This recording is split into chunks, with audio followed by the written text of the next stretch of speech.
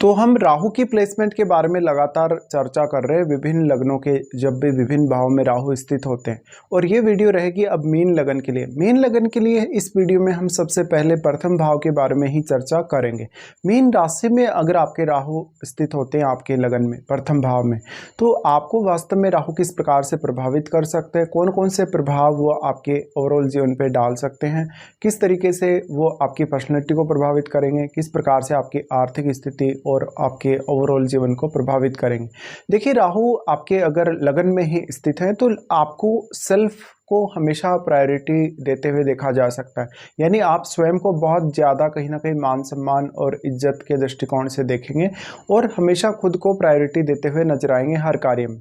ऐसा जो राहु है वो आपको फॉरेन सेटल कर सकता है, इवन आध्यात्मिक जगत में भी आपको काफ़ी आगे लेकर जा सकता है। यहाँ अब राहु के जो डिस्पोजिटर हैं वो जुपिटर है, तो जुपिटर की प्लेसमेंट वास्तव में आपको देखना होगा कि आपके चार्ट में जुपिटर कहाँ बैठे हैं, क्या वास्तव में उनका राहु से कोई भी संबंध है या नहीं, या हो सकता है राहु के साथ भी कोई अन्य ग्रह आपके लगन में हो। तो यहाँ जो राहु की प्लेसमेंट है, राहु आपको बहुत ही अच्छी पर्सनैलिटी देने वाले हैं। इसके साथ साथ आपको कहीं ना कहीं शॉर्टकट तरीके देंगे ज़्यादातर लगन में बैठे हुए राहु। और ऐसे में आपका जो बॉडी वेट है वो बहुत ज़्यादा हो सकता है, आपके शरीर में बहुत ज़्यादा मोटापा हो सकता है, आपका चेहरा बहुत बड़ा हो सकता है। इस प्रकार का राहु है तो आप काफ़ी डोमिनेटिंग होंगे, इवन अपने फैमिली रिलेटेड मामलों में, अपने आर्थिक मामलों में भी काफ़ी ज़्यादा डोमिनेशन रखेंगे। अगर ये डोमिनेशन आपको बढ़ते हुए देखना है तो राहु के साथ आपके चार्ट में देखना होगा कि कोई मंगल जैसा ग्रह या सूर्य जैसा ग्रह लगन में राहु के साथ है या नहीं। देखिए, अगर इस प्रकार से अगर ग्रह बैठे होंगे राहु के साथ तो राहु उनकी क्वालिटीज़ को कहीं ना कहीं मल्टीप्लाई भी करेगा और उन ग्रहों का प्रभाव काफ़ी स्ट्रांगली फिर आपके लगन पर पड़ेगा। इसके साथ साथ आपको देखना पड़ेगा राहु के साथ यहाँ कोई भी प्लैनेट जो बैठा है वो आपके चार्ट में कौन कौन से भावों का स्वामी है। आपके चार्ट में वो प्लैनेट जिन जिन भावों का स्वामी है उन भावों से जुड़े हुए रिश्तों के साथ आप बहुत स्ट्रांगली ऑब्सेस्ड रहेंगे। इस वजह से हो सकता है कि आपको अक्सर उन रिश्तों से कुछ समस्याओं का सामना करना पड़ सकता है, क्योंकि आपकी जैसी एक्सपेक्टेशन है वैसा उन रिश्तों की तरफ से आपको रेस्पॉन्स मिलेगा नहीं कभी कभी। इस प्रकार का राहु लेकिन आपको बहुत ज़्यादा प्रभावशाली बनाता है। आप जब भी दूसरों के साथ कॉन्टेक्ट में आते हैं तो सामने वाले व्यक्ति पर अपना प्रभाव काफ़ी स्ट्रांगली डालते हैं। आप अपनी बातों से भी, अपनी पर्सनैलिटी से भी, और कहीं ना कहीं आप थोड़ा ज़्यादा शो ऑफ करने की भी कोशिश करते कभी कभी।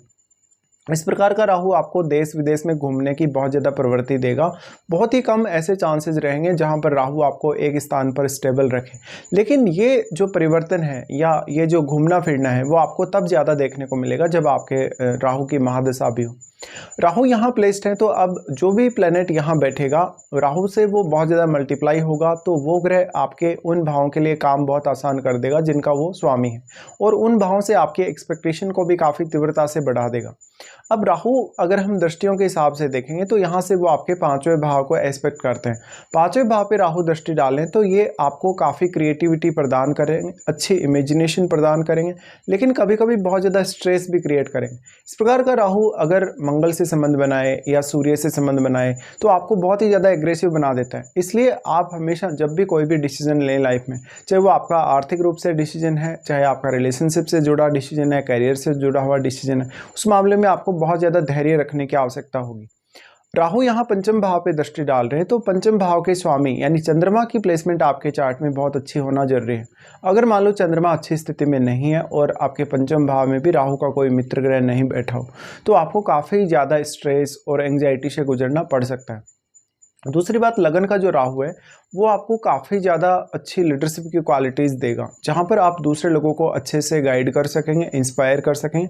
लेकिन कहीं ना कहीं दूसरों के नज़रों में आपकी एक फेक इमेज भी राहु क्रिएट करता है, इसका भी आपको ध्यान रखना होगा। देखिए, लगन का राहु बहुत ज़्यादा चतुर और चालाक बनाता है, और पंचम भाव पे जब वो दृष्टि डाल दे तो ये चालाकी और भी ज़्यादा बढ़ जाती है। आपका जो नेचुरल टैलेंट है या जो नेचुरल इंटेलिजेंस है वो और भी ज़्यादा बढ़ जाता है। इस प्रकार का राहु आपको बहुत ही हाई इमेजिनेशन देगा।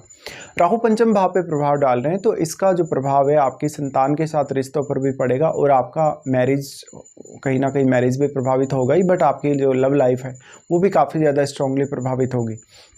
अब पंचम भाव पे जो राहु की दृष्टि है उसकी वजह से ओवर ऑब्सेस्ड आप रहेंगे कभी कभी। और मान लो अगर पंचम भाव में कोई बहुत एग्रेसिव ग्रह बैठा है, कोई फायरी प्लैनेट बैठा है, तो और भी ज़्यादा एग्रेशन आप में आ सकता है। अब राहु पंचम भाव पे दृष्टि डाल रहे हैं, तो पंचम भाव आपको बहुत ज़्यादा गहराई दे सकता है आपके विचारों को, आपकी थिंकिंग को, जिससे आपके लिए दूसरे लोगों की प्रवृत्ति को समझना, उनके माइंड को रीड करना, किसी भी जटिल से जटिल विषय को समझना आसान होने वाला है। राहु उसके बाद एस्पेक्ट करते हैं सप्तम भाव को। सप्तम भाव को जब राहु एस्पेक्ट करें तो ये बहुत इंटरेस्टिंग है, क्योंकि अब राहु के साथ बैठे हुए ग्रह का रोल बहुत ज़्यादा बढ़ जाएगा। राहु के साथ बैठा हुआ ग्रह अपनी क्वालिटीज़ को बहुत ज़्यादा मल्टीप्लाई होते देखेगा, और वो ग्रह आपके चार्ट में जिन जिन भावों का स्वामी है उन भावों का प्रभाव भी आपके लगन पर बहुत ही स्ट्रांगली रहने वाला है। ऐसे में वो ग्रह इतना ज़्यादा पावरफुल हो चुका है राहु के साथ रहते हुए कि अब वो केतु को भी बहुत ही स्ट्रांगली प्रभावित कर सकता है, जो केतु आपके सप्तम भाव में बैठे हैं। इसलिए आपका अगर या तो राहु अकेले बैठे हों लगन में तब तो यहाँ पे ठीक है, लेकिन अगर राहु के साथ कोई भी ग्रह बैठा है तो उसका संबंध आपको केतु के साथ जरूर देख लेना होगा। इसके अलावा ऐसा भी हो सकता है आपके चार्ट में कि सप्तम भाव में केतु के साथ कोई ग्रह बैठा हो, तो केतु के साथ जो भी ग्रह बैठेगा उसके प्रभाव में कहीं ना कहीं कमी आएगी, उससे कहीं ना कहीं आपको बहुत ज़्यादा फ्रस्ट्रेशन हो सकती है उन भावों से जुड़े हुए रिश्तों के मामले में।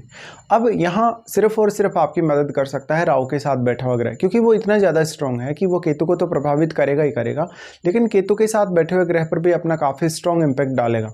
इसलिए जो आपकी पब्लिक छवि है, पब्लिक इमेज है, उसको राहु बहुत ज़्यादा एम्पलीफाई कर देते हैं। वैसे तो यहाँ राहु भी प्रभावित कर रहे हैं आपके सातवें भाव को, लेकिन राहु का जो प्रभाव है वो 180 डिग्री का इनके बीच में एंगल होने की वजह से एक सीमा तक ही रह सकता है। लेकिन क्योंकि राहु के साथ बैठा हुआ ग्रह तो बहुत ज़्यादा स्ट्रांग हुआ है, उसकी तो क्वालिटीज़ बहुत ज़्यादा मल्टीप्लाई हुई हैं, तो वो ग्रह ही राहु की तुलना में ज़्यादा प्रभाव डाल पाएगा केतु पर। अब यहाँ पे फिर सबसे बड़ा रोल आ जाता है आपके 7th लॉर्ड का, यानी आपके चार्ट में बुध की कैसी स्थिति है। अगर आपका मैरिज डिस्टर्ब हो रहा है तो हो सकता है केतु के साथ कोई ऐसा ग्रह बैठा है जो आपको मैरिज में काफ़ी डिस्टर्बेंसेस ला रहा है। और वैसे भी अगर जुपिटर का संबंध है कहीं ना कहीं लगन से, तो आप और भी ज़्यादा ऑब्सेस्ड रहेंगे खुद को लेके और बहुत ज़्यादा डोमिनेटिंग भी रहेंगे, तो ये भी एक समस्या बन सकता है कभी कभी आपके लिए रिश्तों के मामले में। पर केतु सप्तम में होने की वजह से आपको लोग सही से जज नहीं कर सकेंगे कभी कभी, और इस वजह से आप बहुत लोगों का फ़ायदा भी उठाएंगे। राहु का जो दृष्टि पड़ रहा है सप्तम भाव पे, उसकी वजह से राहु यहाँ आपको बिजनेस में बहुत ज़्यादा सक्सेसफुल बना सकते हैं, लेकिन पार्टनरशिप आपके लिए उतना ज़्यादा फेवर कभी नहीं करेगी।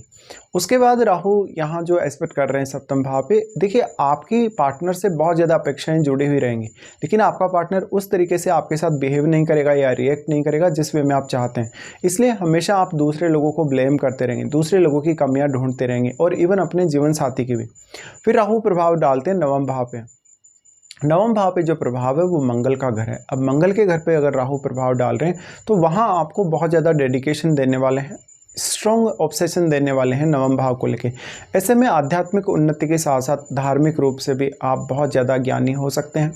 आप अपनी हायर स्टडीज़ पे ज़्यादा फोकस करने वाले हो सकते हैं, भले ही आपकी प्रारंभिक जो एजुकेशन है वो उतनी अच्छी नहीं रही हो, क्योंकि पंचम भाव को भी राहु प्रभावित कर रहे हैं, तो आपका कंसंट्रेशन नहीं बनने देंगे इस केस में। और अगर चंद्रमा भी बहुत मजबूत स्थिति में हुआ तो कुछ हद तक फिर भी आपको स्ट्रगल करना पड़ सकता है अपने आप को बहुत ज़्यादा कंसंट्रेट बनाने के लिए।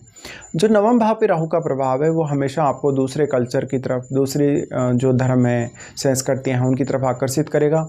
दूसरे स्टेट्स के लोगों या दूसरी कंट्रीज़ के लोगों के साथ आपका अच्छा समायोजन बनाएगा। तो इस वजह से आपको ज़्यादातर फ़ायदे जो होंगे लाइफ में वो फॉरेन से हो सकते हैं या कोई भी फॉरेन के व्यक्ति से हो सकते हैं। इस प्रकार का राहु लेकिन लाइफ को जीने के प्रति एक अलग प्रकार का नज़रिया देता है और हमेशा आप डोमिनेटिंग होके जीते हैं।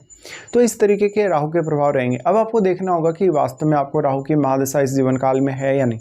अगर राहु की महादशा है तो आपके फॉरेन सेटल होने की भी संभावनाएं प्रबल बनेगी। और फिर जुपिटर की प्लेसमेंट को देखिए, वास्तव में या तो हो सकता है जुपिटर राहु के साथ ही बैठा हो, या जुपिटर आपका हो सकता है राहु को एस्पेक्ट कर रहा हो, तो ये सब आपको चेक करना पड़ेगा। इसके साथ साथ मान लो हो सकता है आपको राहु की महादशा इस जीवन काल में नहीं है, तो राहु के साथ बैठे हुए ग्रह की आपको महादशा हो सकती है, क्योंकि उस दशा में भी आपको राहु के प्रभाव जरूर ही देखने को मिलेंगे। तो इस तरीके से आपको विचार करना होगा जब आपके लगन में मीन राशि में राहु बैठे हों।